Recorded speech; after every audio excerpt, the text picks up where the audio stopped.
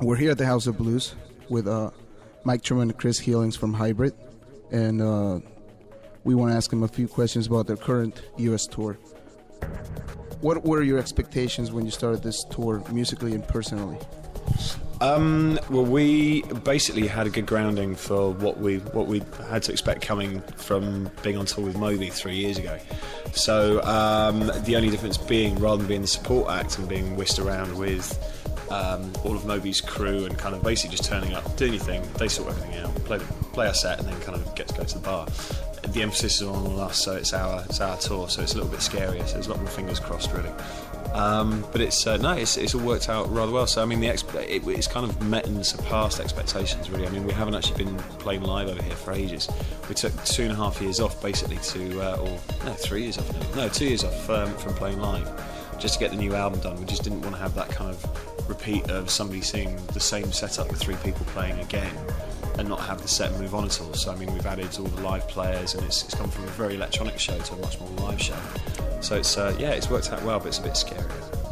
And on that same point, what are the basic or the main technical differences from that playing, three-man band and the current act? Well, the 3-man electronic setup was a technical nightmare. We basically ran, because we didn't have real live players, we had basically Logic running like the arrangement about like every synth that the sound was made on, we had Al on the electronic drum kit, so it was very much an electronic show last time. This time it's just like a live band. There's like 20% running off the hard drive, which is just stuff like the orchestra, because we can't afford to bring the orchestra with us, and just some drum effects and stuff like that. So it's so much easier to punch information into a drummer than a drum machine, if you know what I mean. It's easier to rely on human beings than synthesizers, so it's so much more fun.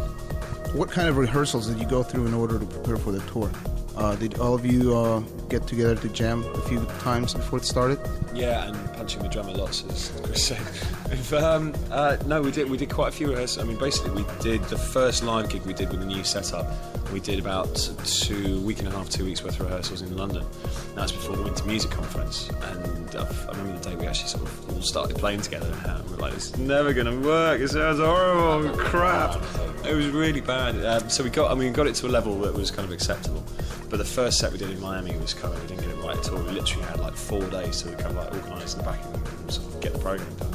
So it was like one mad rush. But no, we kind of had a chance over the summer to refine it and kind of change the stuff around. And we did a session for BBC Radio 1 at Maida Vale with a 12-piece string section and everything else in for recording for Radio 1 in the UK.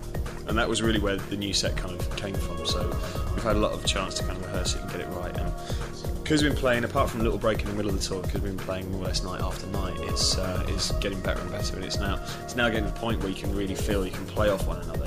It's like, Al, the drummer, really picks sections up and everyone kind of plays a bit harder and goes towards that. But so we can actually now do tracks in kind of a few different styles. We can do a real kind of laid-back version of things. We can do a real heavy one, even with the same kind of electronics sitting behind it. So it's it's good. It's worked out really well. So the more rehearsal, the better. After the second tour and album, where do you see the hybrid sound going? Its live performance affecting the way you approach writing the music? Absolutely. Well, yeah, I mean, it's the third album is probably going to be a lot more traditionally band-based, whereas for years it's been me and Mike bringing vocalists in and stuff like that, and just playing the synthesizers. Now it's great to have Adam down to do vocals and guitar, Tim to do bass, Al's drum kit. We're going to start recording more like a band, just because that's what we're turning into.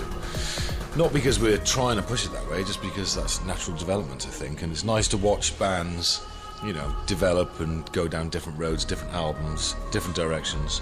So the third one, who knows? I don't know, it might be more experimental. It might be Kid A. Who knows? I don't know. But it's definitely going to be a lot more traditionally band-based, I think. Still the same hybrid sound, still, electronic dance music, but something extra. I think the songwriting is going to kind of expand as well, because we've always we kind of did things from the wrong way around on both albums. So we're actually writing loads of backing tracks first, and then actually send them off to vocalists, and then they put their stuff onto it. And quite often we'll fill tracks up too much because we can't hear a vocal. We'll put too many things in, and people find it really difficult to work with. But then Adam's approach is to he'll actually come down with an acoustic guitar, just come down to the studio. Sit at the kitchen table. Yeah, sit at the kitchen table, coffee, bottle of wine, and just play loads of songs, and then we'll go upstairs and record it, and actually make it work just on acoustic guitar or just piano and vocals. So the end result is really you should have songs from the traditional school of songwriting where you can have like one instrument and a vocal, and the song should still rock.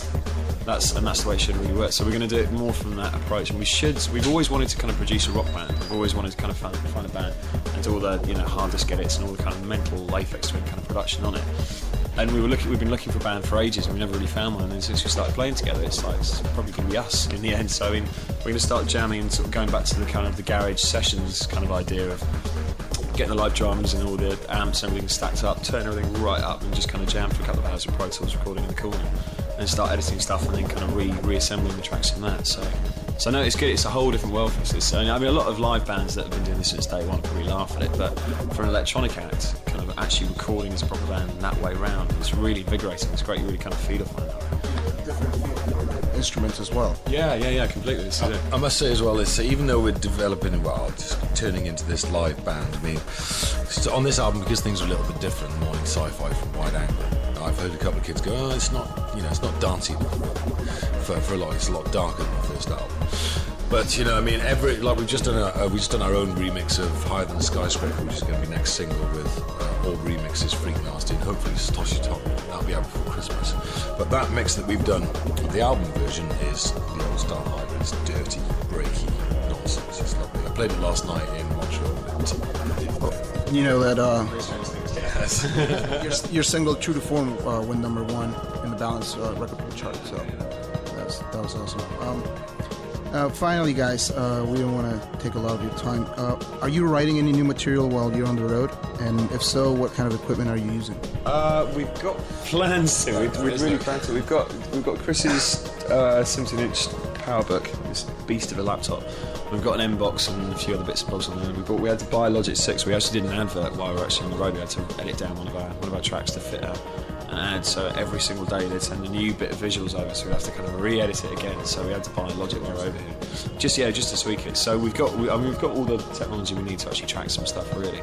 So we might try some things, because Adam's got about 4 new songs that are just mind-blowingly good. They're so clever. We kind of learnt off one another while we were in the studio. So he came with a very kind of rock-orientated view on things, and is always recorded onto tape when he goes in the studio. So it's all about that one performance. And we're like, well, let's show you Pro Tools and what you can do with that, and like chopping and moving, kind of rearranging, and come back the next day and disassembling it and reassembling it again. So he writes in a completely different style now. So we kind of all of us have learnt off one another. So we played him loads of kind of drum and bass and techno and all kinds of stuff, and then he's played loads of kind of his guitar bands and things. So it's across fertilizations. Now we listen to more kind of rock music. We listen to. It's a hybrid. It's a hybrid. This name's going to get us in so much trouble. But then he's listening to kind of Bookham and Aphex Twin now. So we've music. It's really kind of crossed over quite nicely. So it's we'll probably record some of his stuff and then play with it when we get back. So we're dying to start the next album. We've got a couple of months in LA, hopefully next year, doing some work, and then when we get back, just around about conference time, then we should be off and running and get the next album done, which we want it done. It won't be another 4-year wait like the last time. No. We went off DJ and had lots of fun and forgot to make records.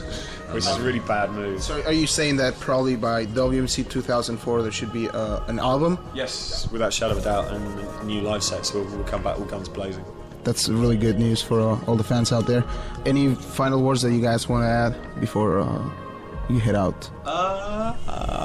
Just to look out for the singles coming out. Higher Than the Skyscraper is kind of not the vocal track, but there's some, as Chris said earlier, some lovely mixes in that. And then we're doing I'm Still Awake next year with some wicked remixes. That's going to be sort of the next vocal single. But we're just going to keep releasing stuff off the album. We've got a load of kind of B-sides and things we're going to keep releasing, and some unreleased mixes. But we're doing another remix and additional production. So doing the volume 2, and that's going to be killer. We're very excited about that. Got some wonderful mixes we're just nailing at the moment. So yeah, it's going to be hybrid bloody everywhere. So after a drought of 4 years, then you won't be able to get rid of us. Thank you, Mike. Thank you, Chris. Thank you very much. And see you out in the stage. Cheers. Lovely.